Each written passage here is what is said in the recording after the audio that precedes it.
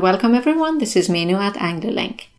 In today's lesson, we're going to look at three modal verbs: will, shall, and would. We'll have a brief look at their formulation first, and then we'll move on to their specific usages.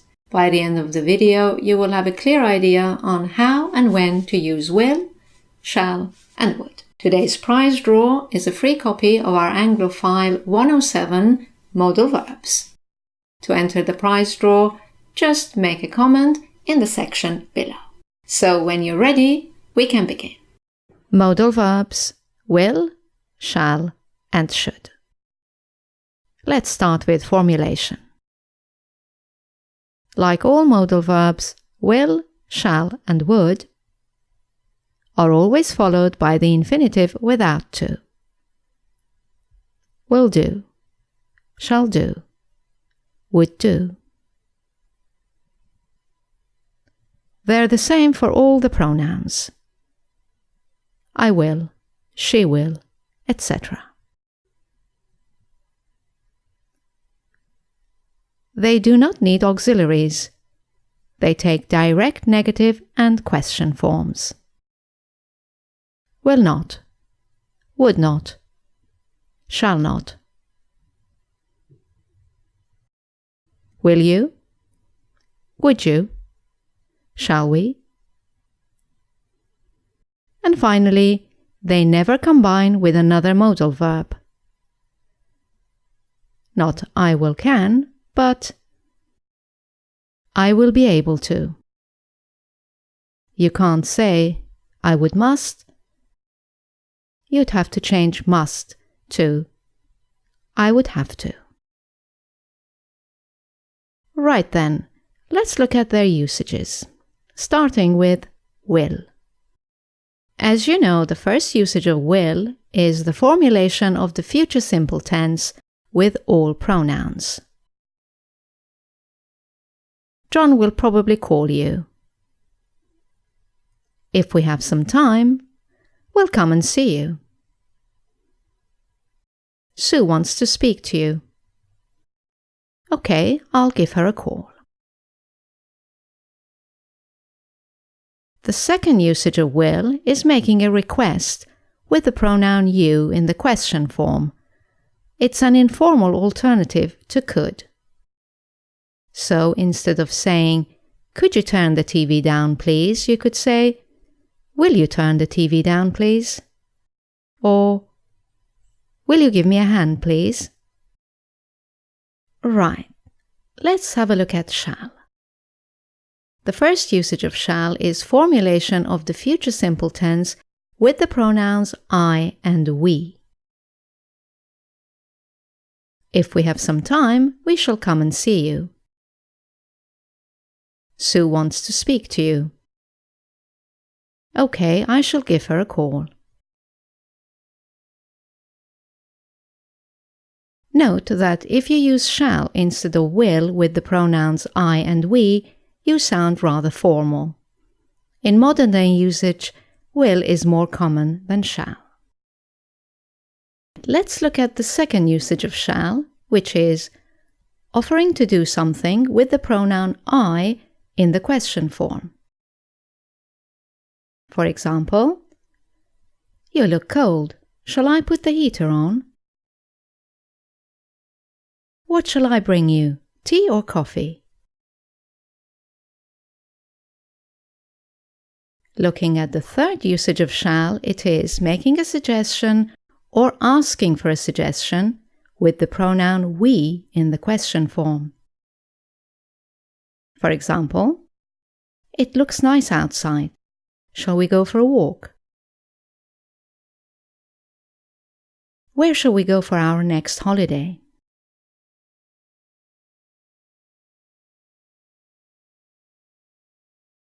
And fourthly, the future tense in official documents and contracts is shall. For example, "The tenant shall pay for all damages caused to the property." Or, "The buyer shall not seek any compensation in this case." Right, moving on to would. The first usage of would is formulation of conditionals 2 and 3. For example, if we had time, we would come and see you. If we had had time, we would have come and seen you.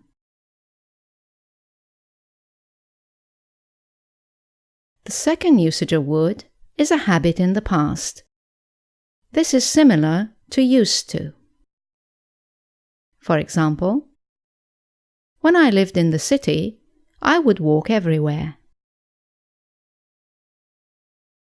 When she was at school, she would play the guitar every day. The third usage of would is making a request with the pronoun you in the question form.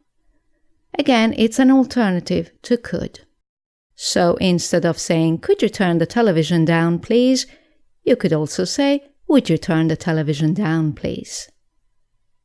Or, "Would you give me a hand, please?" And finally, in polite expressions, we use would. What would you like? What would you prefer? What would you recommend? Instead of what do you like, or what do you prefer, or what do you recommend? I would like a glass of wine, please. Would you be prepared to do this? Right, it's time for our gap-filling exercise. Complete the following dialogue using will, shall, or would. We go to the cinema tonight.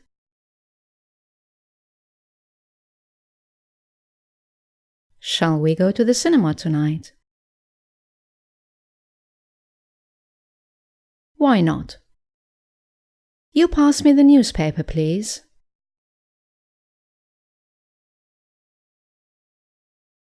Will you pass me the newspaper, please?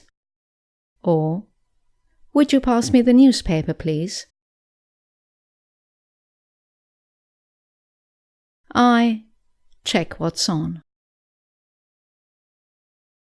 I'll check what's on.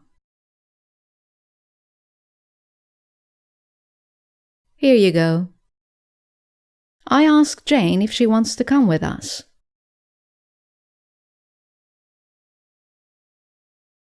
Shall I ask Jane if she wants to come with us?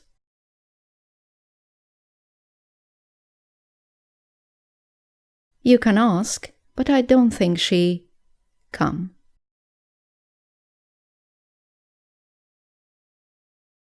I don't think she will come. She didn't come last week. If she hadn't already seen the film, she have come with us.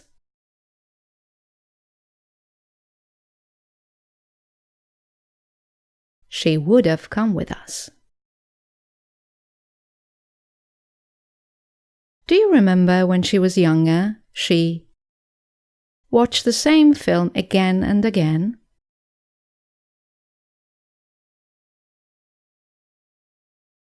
She would watch the same film again and again.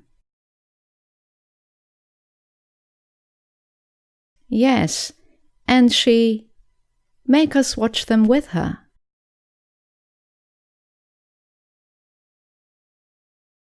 She would make us watch them with her.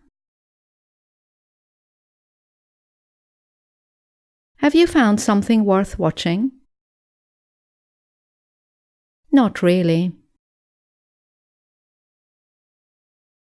We forget it then. Shall we forget it then? Yes. You like to go to the Mexican restaurant instead? Would you like to go to the Mexican restaurant instead? Yes, that's a good idea. You call and book a table while I get ready.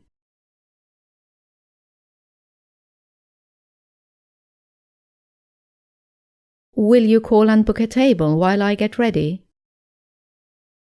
Or, would you call and book a table while I get ready? Sure. What time? I book it for.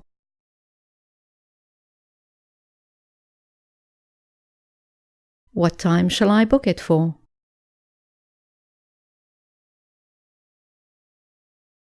We say 8 o'clock? Shall we say 8 o'clock?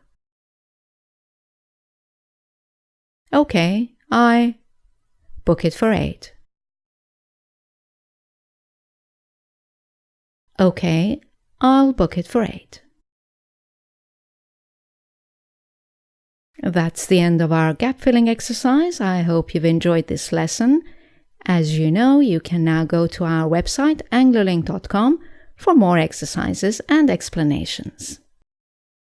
Thank you for watching. I look forward to seeing you in our next video. Bye now. Today we're going to look at 4 modal verbs: can, could, may, and might. We'll start